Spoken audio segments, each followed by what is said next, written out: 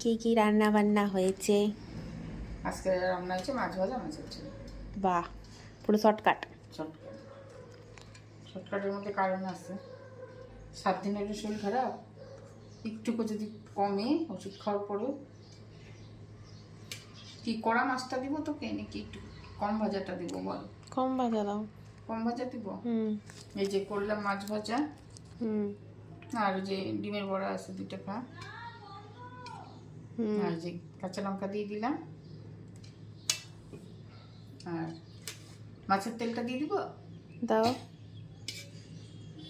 এখন আজকে শুধু মাছ আর মাছ। এই হচ্ছে মাছের তেল, বাস আর লাগবে না। মাছের তেল দিয়ে দিলাম, আর দিয়ে দিব মাছ। সাথে হচ্ছে যে মাছ। মাছ তুলতেই পাই না, এত বড় হলে যে এত ছোট হাত দেখছিস।